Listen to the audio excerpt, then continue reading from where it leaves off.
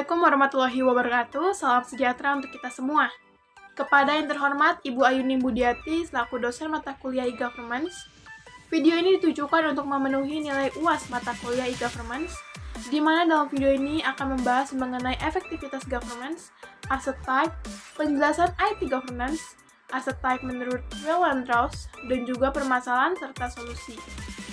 Dan dalam video ini saya mengambil organisasi publik berupa PT PLN. Baiklah, kita mulai saja dari pembahasan yang pertama mengenai apa itu IT governance. IT governance adalah suatu komitmen di mana pengendalian manajemen organisasi sumber daya sudah mencakup semua. Salah satu sumber daya yang digunakan adalah software, brainware, database, dan teknologi jaringan atau internet. Menurut Will and Rouse, IT governance adalah framework yang spesifik dalam pengambilan keputusan dan akuntabilitas untuk mendukung kebiasaan perusahaan dalam menggunakan teknologi informasi.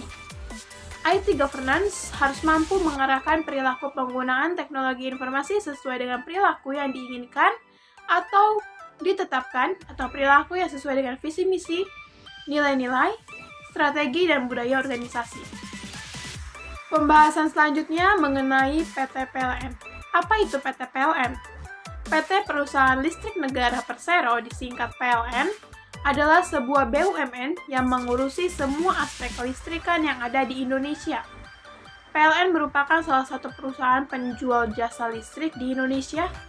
Dalam pelayanan pendistribusian kelistrikan, PLN membagi-bagi fungsi unit induknya ke dalam beberapa unit induk berdasarkan pada sistem tenaga listrik, yaitu pembangkitan, transmisi, dan distribusi. Pembahasan selanjutnya mengenai efektivitas governance. Suatu IT governance yang efektif berarti penggunaan teknologi informasi pada organisasi tersebut mampu meningkatkan dan mensinergiskan antara penggunaan TI dengan visi misi, tujuan, dan nilai organisasi yang bersangkutan. Menurut Will and Rouse, suatu IT governance yang efektif adalah yang mampu menjawab 3 pertanyaan berikut. Pertanyaan yang pertama adalah, keputusan-keputusan apa yang harus diambil untuk memastikan terlaksananya efektif manajemen dan efektif penggunaan teknologi informasi?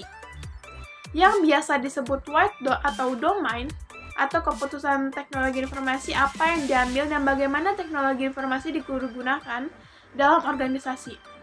Keputusan-keputusan tersebut yang disebut sebagai domain teknologi informasi, antara lain meliputi bidang-bidang sebagai berikut. Yang pertama, IT Principle, atau prinsip pemanfaatan atau peran teknologi informasi yang mencerminkan esensi mengenai arah perusahaan serta bagaimana teknologi informasi akan dipergunakan. Selanjutnya adalah IT Infrastruktur Strategi, yaitu strategi dalam hal membangun fondasi kapabilitas teknologi informasi yang terdiri dari layanan-layanan teknologi informasi yang standar dibagi pakai oleh seluruh organisasi serta dikoordinir secara terpusat. Yang ketiga adalah IT arsitektur, yaitu sekumpulan kebijakan-kebijakan serta pilihan-pilihan teknis yang terintegrasi untuk memandu organisasi dalam memenuhi kebutuhan bisnis. Yang keempat adalah Business Application Need, atau aplikasi bisnis yang perlu diadakan dan dikembangkan.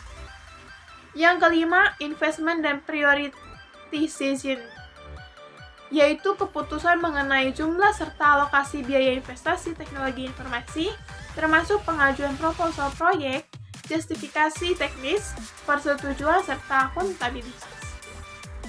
Jika poin-poin tersebut di atas dikaitkan dengan PT PLN, maka akan menjadi sebagai berikut. Yang pertama, IT Principle-nya. Penerapan prinsip Good Corporate Governance seharusnya mempunyai pengaruh yang positif terhadap kualitas laporan keuangan PT Perusahaan Listrik Negara. PT Perusahaan Listrik Negara sudah melangkah ke arah tata kelola perusahaan yang baik, yang dilandasi dengan prinsip-prinsip Good Corporate Governance. Hal ini dapat dilihat dengan telah diterbitkannya Code of Conduct pada bulan Oktober tahun 2005 sebagai kode etik yang dianut oleh seluruh pegawai di lingkungan PT PLN Persero.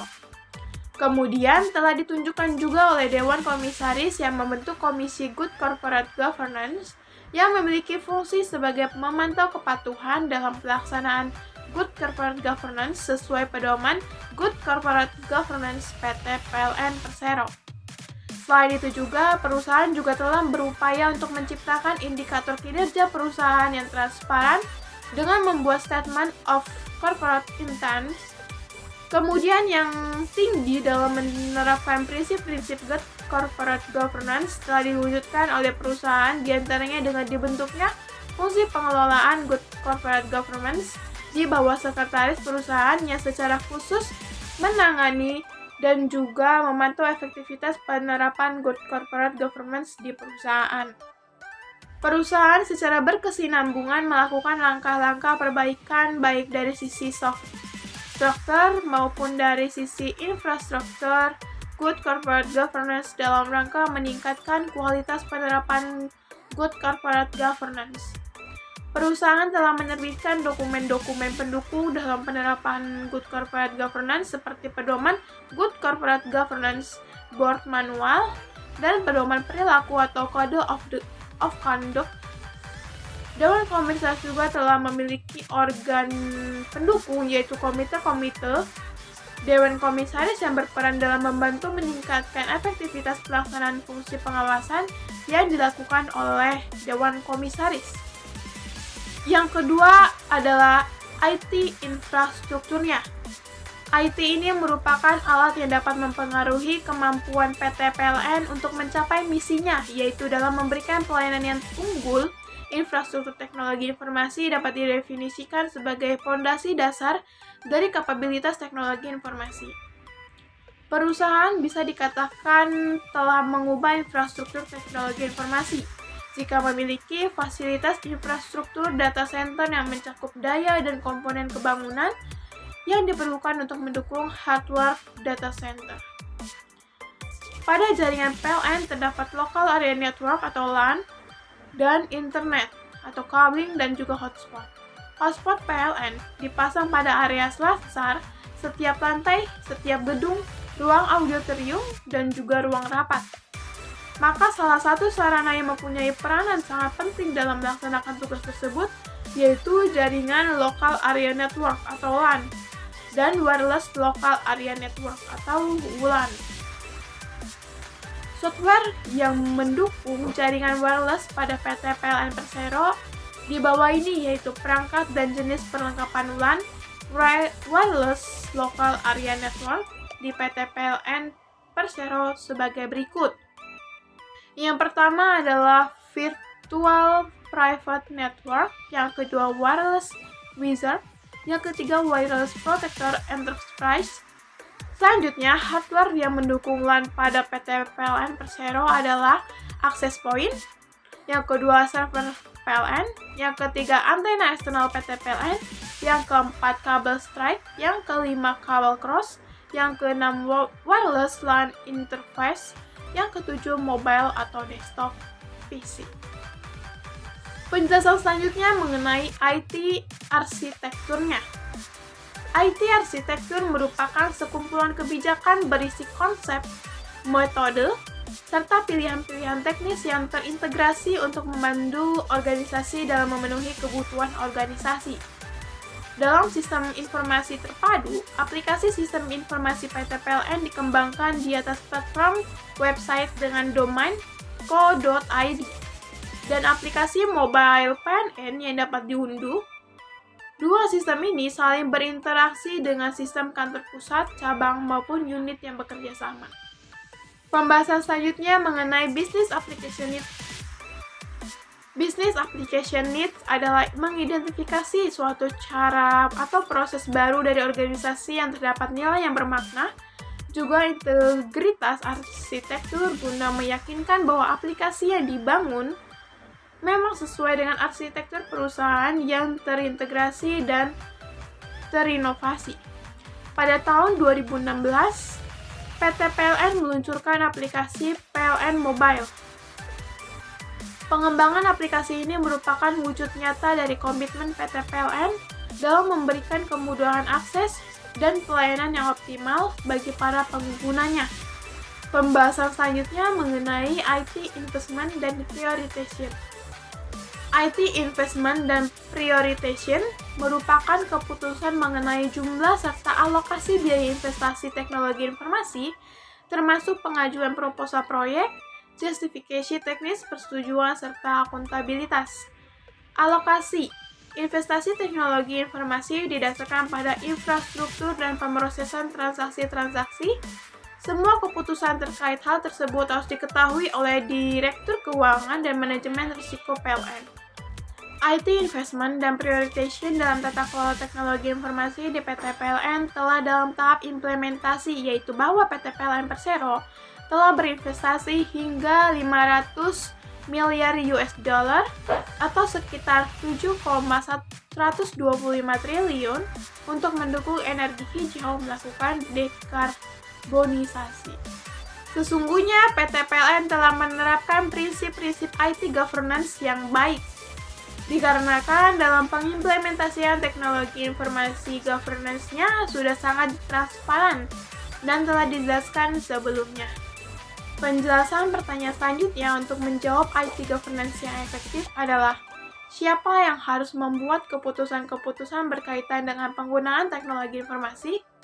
Untuk menjawab pertanyaan ini, maka beberapa pola dasar atau IT governance archetype yang menyangkut pengambilan keputusan teknologi informasi antara lain yang pertama, bisnis monarki, melihat top manager saja. Yang kedua, IT monarki, yaitu di mana keputusan diambil oleh individu teknologi informasi atau grup eksekutif teknologi informasi.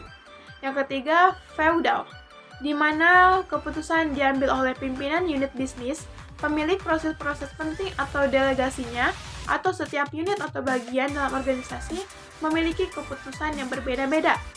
Yang keempat, IT duopoly, di mana keputusan diambil oleh eksekutif teknologi informasi beserta satu grup lain seperti seorang CEO atau pimpinan unit bisnis.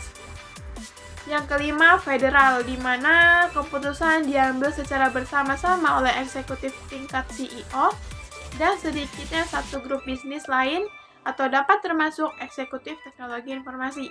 Yang keenam, anarki, di mana keputusan diambil oleh masing-masing pengguna.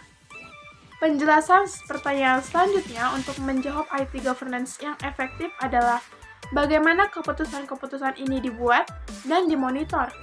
Untuk menjawab pertanyaan ini, Will&Ross menyatakan terdapat 3 jenis mekanisme dalam tata kelola teknologi informasi yang perlu dijalankan melengkapi satu sama lain untuk mendapatkan tata kelola yang optimal.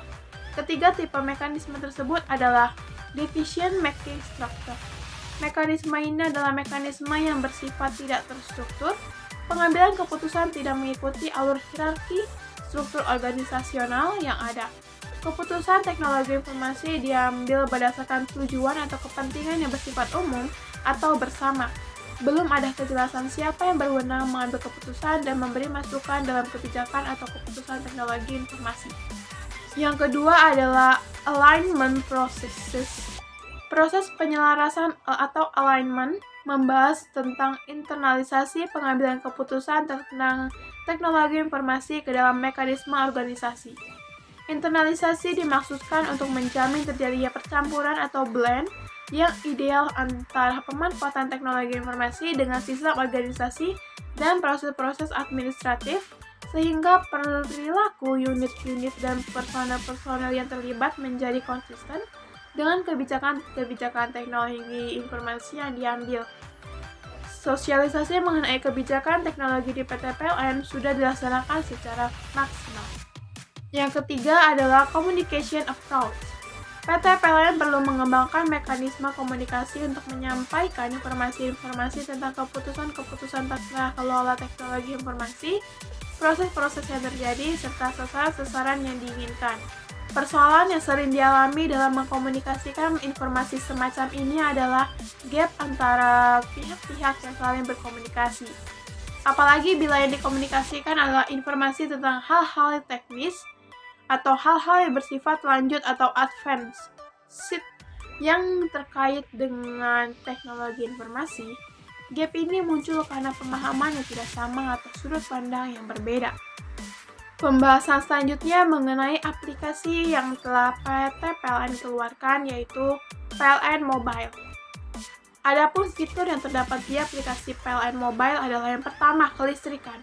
Kita dapat melakukan pasang baru dan pilih variasi daya hingga pilihan prabayar atau pasca bayar. Kita juga bisa coba fitur ubah daya untuk tambah daya biar listrik kita tidak jelek. Selain itu, kita juga dapat mengadakan acara besar di rumah, bisa mengajukan penyambungan sementara lewat PLN Mobile. Yang kedua, internet. Dengan pesatnya perkembangan teknologi mempengaruhi berbagai aspek kehidupan kita yang semakin bergantung pada internet. Kualitas dan kecepatan yang terus bertambah menjadi kebutuhan baik di rumah, di kantor, dan banyak tempat lainnya, membuat kita memberikan layanan terbaik untuk para pelanggan. Yang ketiga adalah perbaikan. Memudahkan pelanggan dalam memenuhi kebutuhan instalasi listrik di rumah, kantor, atau gedung ketika mengalami gangguan. Pelanggan akan mendapatkan notifikasi work order dan dapat melakukan tracking status order. Petugas PLN akan datang sesuai jadwal, melakukan pengecekan, dan setelah selesai, maka kita dapat melakukan approval pekerjaan dan lakukan pembayaran. Fitur yang keempat adalah SPKLU. SPKLU atau Stasiun Pengisian Kendaraan Listrik Umum. Nah, untuk mengetahui lokasi isi daya kendaraan listrik, kita dapat mengecek fitur Search In di PLN Mobile. Kita akan menemukan lokasi SPKLU terdekat yang ada di sekitar lokasi kita. Namun, selain kelebihan-kelebihan yang telah dijelaskan tadi, atau kelebihan-kelebihan yang telah ditawarkan oleh PLN Mobile, aplikasi PLN Mobile, tidak terluput juga dari kekurangannya. Terdapat berbagai masalah yang ada dalam aplikasi tersebut, diantaranya sebagai berikut. Permasalahan dalam IT governance aplikasi PLN Mobile. Aplikasi PLN Mobile mendapatkan rating 4,5 di Play Store yang dapat menunjukkan sebenarnya sudah cukup tinggi, namun rating tersebut tidak luput dari kekurangan-kekurangan yang terdapat pada aplikasi PLN Mobile, sehingga banyak sekali pengguna yang masih mengalami kesulitan dalam mengakses aplikasi tersebut. Masih adanya masalah dalam penggunaan aplikasi seperti aplikasi yang nge-lag, proses pendaftaran yang sulit, atau bahkan fitur-fitur yang masih ternilai sangat sulit digunakan, dan pelaporan terkait permasalahan yang tidak mendapatkan respon dari pelayanan digital. Permasalahan selanjutnya adalah banyak pengguna aplikasi yang mengira bahwa biaya yang tertera di aplikasi sudah mencakup semuanya, akan tetapi saat terjadinya pemasangan riset tersebut, para pengguna aplikasi tersebut masih dimintai uang oleh para petugasnya.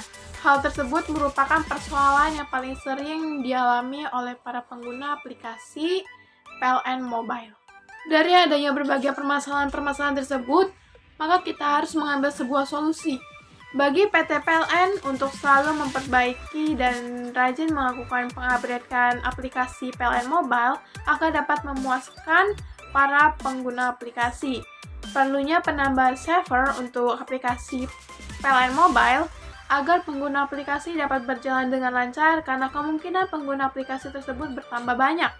Dan dalam kualitas pelayanan selalu diperbaiki dan semakin memudahkan para pengguna, seperti dalam semua transaksi para pengguna tidak perlu lagi datang ke kantor PLN-nya tersebut.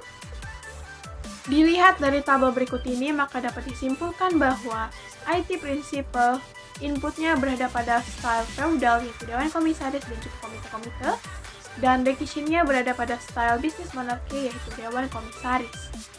Sedangkan pada IT infrastruktur strategis, inputnya berada pada style IT monarki, yaitu ahli IT, dan decision-nya pada style IT monarki pada Direktur Teknologi Informasi.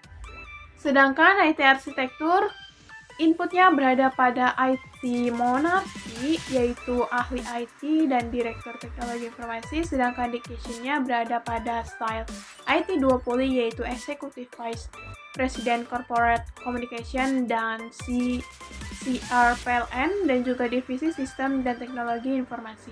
Sedangkan pada domain Business Application Needs, inputnya berada pada IT monarki, yaitu ahli IT, dan decision-nya berada pada bisnis monarki, yaitu direksi. Selanjutnya pada model domain IT investment dan prioritization. Inputnya berada pada feudal, yaitu pemegang saham dan juga manajemen risiko PLN. Decision-nya sama pada style feudal, yaitu direktur keuangan dan juga manajemen risiko. Adapun kesimpulan yang dapat diperoleh dari pembahasan di video ini kali ini adalah IT governance memiliki tujuan membuat teknologi informasi dan strategi perusahaan atau organisasi menjadi selaras serta membuat keuntungan dari penerapan teknologi informasi menjadi nyata.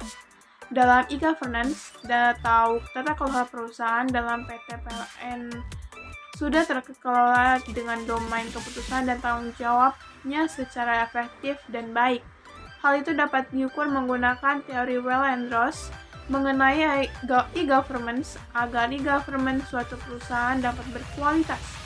Pelaksanaan IT governance atau tata kelola teknologi informasi yang baik di PLN sesuai dengan standar tata kelola teknologi informasi dengan framework yang mengacu kepada referensi tata kelola teknologi informasi internasional yang telah diterima secara luas dan teruji implementasinya.